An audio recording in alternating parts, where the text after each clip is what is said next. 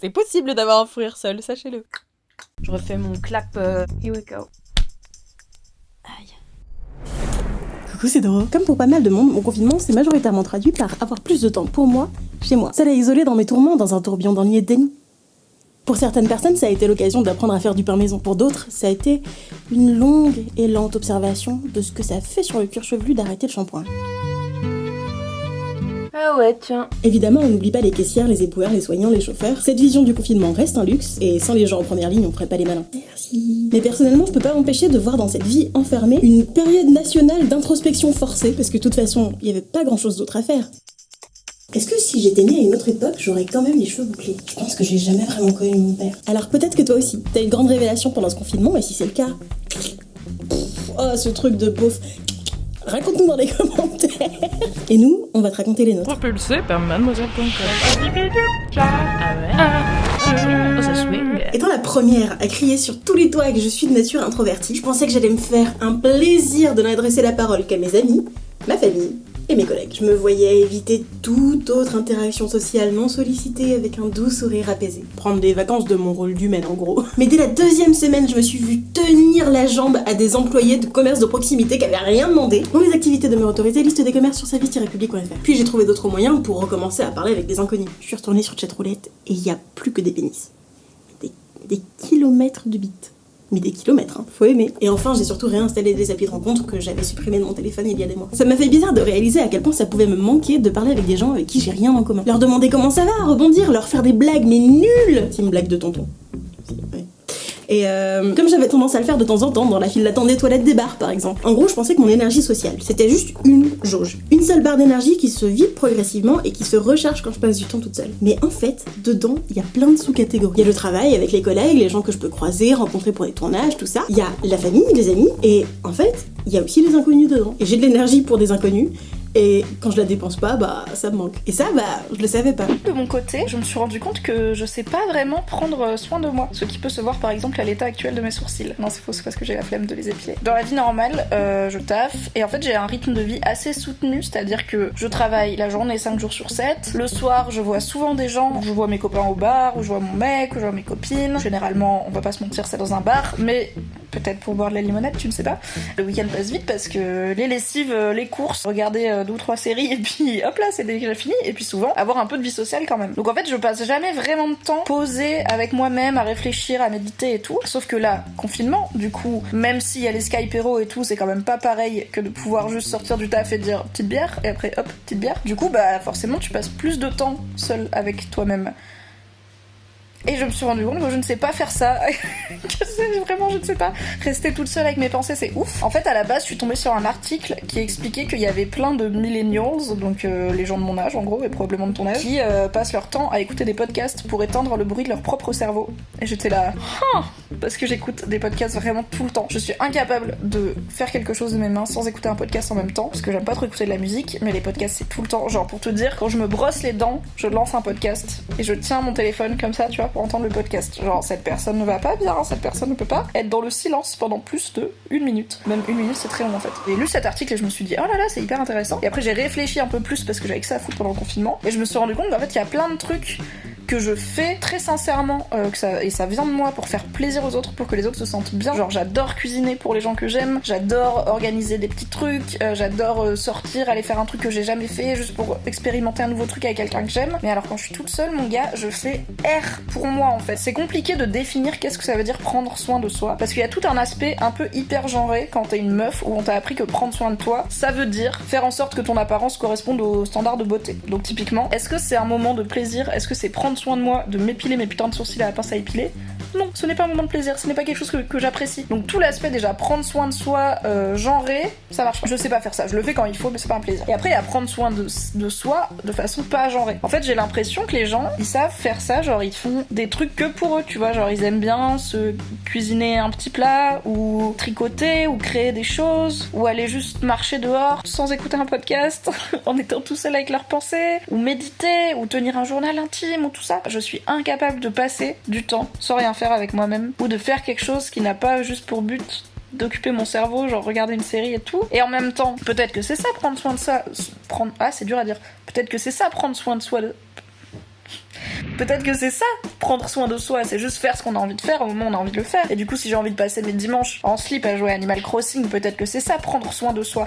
Mais pour moi, dans prendre soin de soi, au-delà du côté self-care, il y a aussi un côté, tu t'occupes de toi comme on s'occupe d'une plante pour qu'elle pousse bien, tu vois. Je pense que le premier truc à apprendre pour savoir prendre soin de soi, c'est apprendre à dire non et à pas faire des trucs dont on n'a pas envie. Et c'est pas facile. Mais ça, c'est bon, j'ai réussi, tu vois. Quand j'ai pas envie d'aller en soirée, j'y vais pas. Quand j'ai pas envie de faire un truc, je le fais pas. Je peux bien sûr faire des efforts pour faire plaisir aux gens que j'aime, mais sinon je fais pas, genre je me force pas. Donc ça va. L'étape 1 qui est pas simple, j'ai l'impression de l'avoir passée. Mais après, je sais pas si c'est normal. Genre, j'aime vraiment cuisiner, sincèrement, c'est un truc qui me fait kiffer. J'aime bien faire des vidéos de cuisine sur Mademoiselle. J'adore cuisiner pour des gens. Mais quand je suis toute seule, genre, j'ai tellement pas envie de cuisiner, je mange app, tu vois, je fais un repas par jour, bon après c'est aussi parce que j'ai pas très faim, et ça me saoule de cuisiner pour une seule personne, c'est ouf, alors que en soi, ce que je cuisine c'est bon à la fin, tu vois, genre je vais pas me faire des pâtes à rien, genre je sais faire des bons trucs donc je vais me faire un bon truc, mais c'est juste genre bon bah j'imagine qu'il faut que je mange donc je vais manger, mais c'est pas un plaisir. Du coup c'est ma grande réflexion, donc j'en ai fait un article qui est paru sur Rocky, j'ai envoyé l'article à ma psy, que j'avais un peu arrêté de voir, parce que voir ma psy c'est prendre soin de moi, c'est faire quelque chose juste pour moi. Elle m'a dit en gros, soit vous êtes bien comme vous êtes, mais vous avez honte d'être comme ça parce que la société vous dit que c'est pas bien, soit effectivement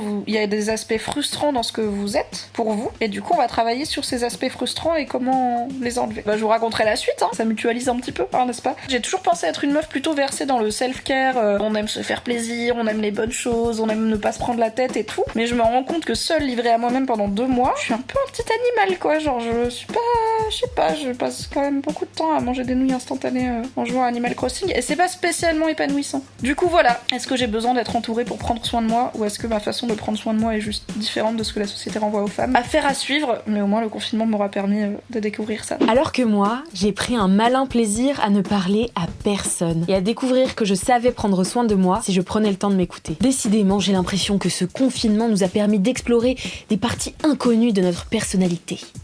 Wow. J'ai commencé mon confinement solo ultra paniquée. Pour moi, qui suis plutôt extravertie, j'ai vu cette opportunité de me retrouver H24 avec moi-même comme une véritable torture.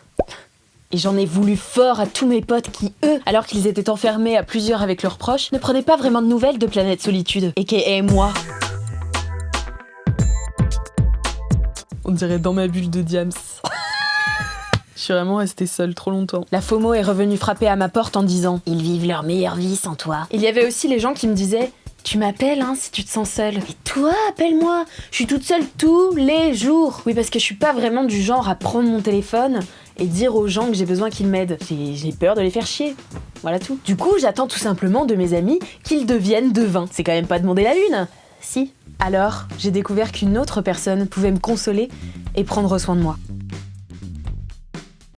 Oui, c'est moi, Alix Martino, chargé des podcasts chez Mademoiselle, 25 ans. La révélation. La révélation. Et franchement, moi qui ai si peur de la solitude, je ne pensais pas pouvoir rester autant de temps seule sans devenir zinzin. Non, je ne suis pas zinzin. Que dites-vous? Petit à petit, j'ai arrêté de ruminer, grogner, grommeler, et je me suis enfin entendue penser. Salut Alix. Wesh, t'es qui? Qu'est-ce que j'écris bien? C'est fou. Alors je ne vais pas te mentir, c'était pas rose tous les jours. Mais ça m'a aussi permis de redécouvrir plein de passions que j'avais un peu oubliées, que je peux pratiquer solo et qui me font vachement de bien.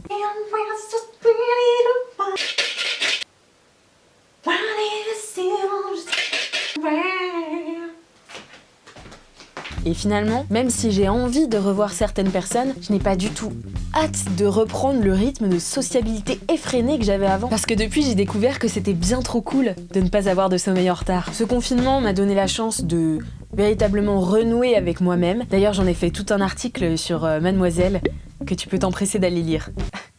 Allez, fraté.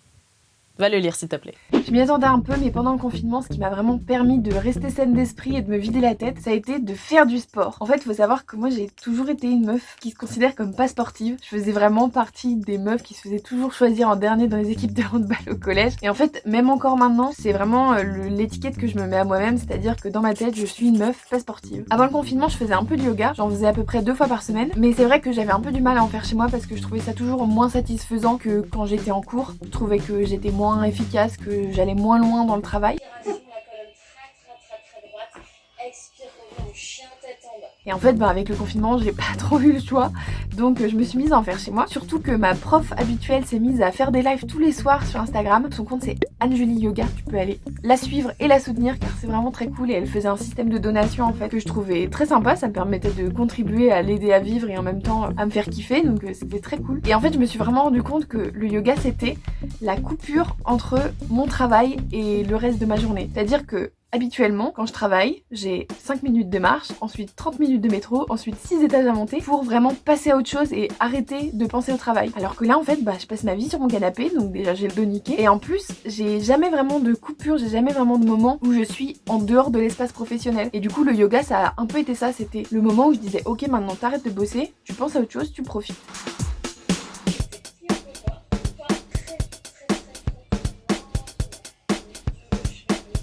Et franchement ça m'a fait trop du bien, ça me vidait la tête, ça me vidait physiquement. Après j'avais l'impression d'hyper bien respirer, d'être vraiment renouvelée dans ma tête, je sais pas si ça a un sens de dire ça, mais voilà c'était vraiment trop cool. Il y a quelques fois aussi où j'ai fait des cours de cardio sous forme de danse latino, j'ai trouvé ça trop bien, j'ai bien aimé la chaîne notamment Top Sugar Fitness sur YouTube. Ça me permettait un peu de me réapproprier mon corps et j'ai trouvé ça très sympa comme moyen de se défouler en fait. Le confinement m'a vraiment fait réaliser à quel point mon corps avait besoin de se défouler, notamment en cette période-là où finalement je sortais très peu et alors même que dans ma tête j'ai toujours été une meuf pas sportive. Donc en fait je finis par me dire que peut-être que je suis une personne sportive, c'est juste que j'avais jamais trouvé le bon moyen pour moi de me défouler et maintenant que je l'ai, je suis hyper contente et je compte continuer assez longtemps comme ça et j'essaie maintenant de me dire que voilà, je suis une personne sportive, simplement pas au sens qu'on l'entend, c'est-à-dire que je vais pas à la salle, je vais pas courir tous les matins, mais je fais du sport, j'arrive à me défouler, j'ai besoin de me défouler et je suis hyper contente que le confinement m'ait fait découvrir ça. Et voilà, c'est tout pour cette vidéo. Si ça t'a plu, cool, bonne nouvelle, c'est bien, je suis contente, merci d'être restée jusque là. Mets un pouce et puis abonne-toi. Au revoir.